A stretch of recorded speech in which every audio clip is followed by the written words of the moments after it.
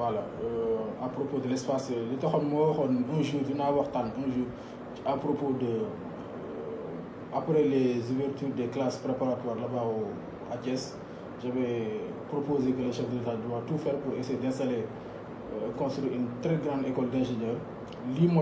À propos de l'espace, cette école d'ingénieurs-là va leur servir. À propos de cette école d'ingénieurs, il va servir les ingénieurs qui travaillent dans ce secteur qui est l'énergie automatique. À propos de cette école, grande école ingénieur, il va servir ceux qui travaillent au niveau, les ingénieurs qui gèrent le projet des éoliennes et flottantes. À propos du grande école ingénierie, ça va servir encore les ingénieurs qui travaillent sur ce projet qui est l'énergie géothermique.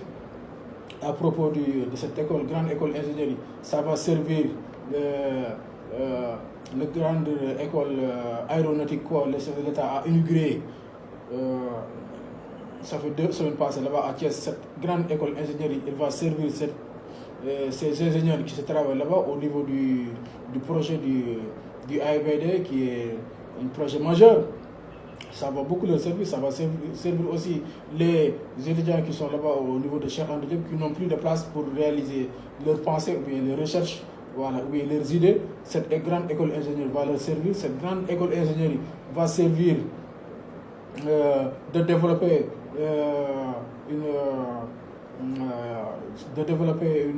un secteur d'armement pour fabriquer des armes, parce qu'on n'a pas les moyens pour acheter des armes. Les armes coûtent trop cher. Quand vous écoutez tous ces débats qui se déroulent à la télé, d'écouter les experts, à cause de ça, on ne peut pas sécuriser notre territoire, c'est pas possible. Quand on vous parle de combien ça coûte un char, combien ça coûte un missile, combien ça coûte un drone, combien ça coûte un bateau naval, combien ça coûte un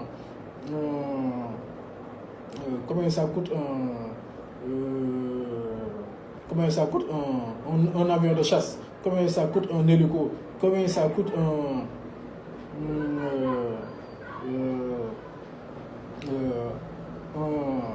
voilà, comme je l'ai expliqué, combien ça coûte un avion de chasse, avion de guerre. Mais ça, si on n'a pas fait les efforts qu'il faut et de mettre les moyens qu'il faut mettre en place pour puisse fabriquer nos propres armes,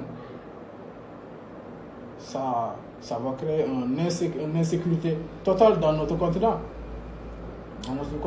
Parce qu'on n'a pas les moyens pour acheter ces armes, ils sont très coûteux. Donc pourquoi pas cette grande école ingénierie-là, ça va servir les gens qui ont des idées et qui ont cette compétence, ou bien cette plaisir, ou bien cette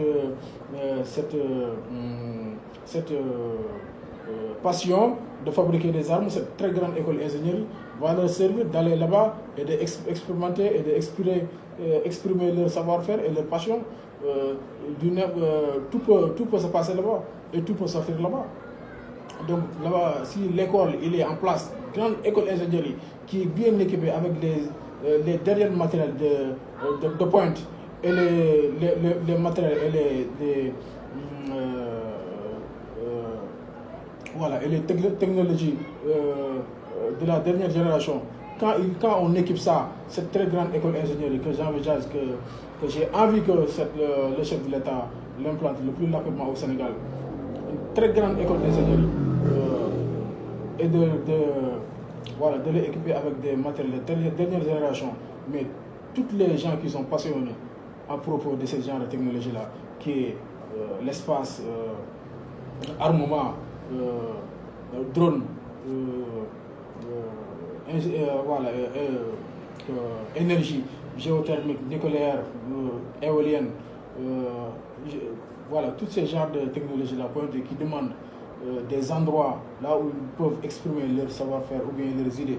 Si on a cette grande école d'ingénierie-là que j'avais dit parler un jour, ça fait quelques mois, et je vais le développer un jour, ou bien aussi les gens qui sont avec Madame Kaira, aussi là-bas, ces idées, ils peuvent le réaliser là-bas avec tous les enfants qui ont cette passion-là, parce qu'il y en a énormément.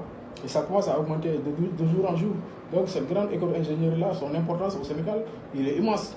Il est immense. Là, le chef de l'État doit penser et le ministre de l'Énergie et ce directeur qui est le directeur directeur du Sénélec doivent y penser parce que c'est important, c'est un projet d'avenir. Peut-être un jour on va y revenir, on va y penser encore de parler encore. Je vais continuer encore mes recherches dans ces secteurs-là qui sont très importants. Donc cette jeune fille, jeune dame qui est en France, qui s'appelle mademoiselle Kébé, je ne sais pas, Madame Kébé, Madame Kébé, vous faites il a la chance, ou bien j'ai la chance qu'il écoute cette vidéo-là, il n'a qu'à essayer de faire des contacts, peut-être même il le connaît, avec cette jeune dame qui est mademoiselle Kébé. Elle est quelqu'un de très passionnante, très passionnant. Donc je vous laisse et merci et passe une bonne fin de journée. Au revoir.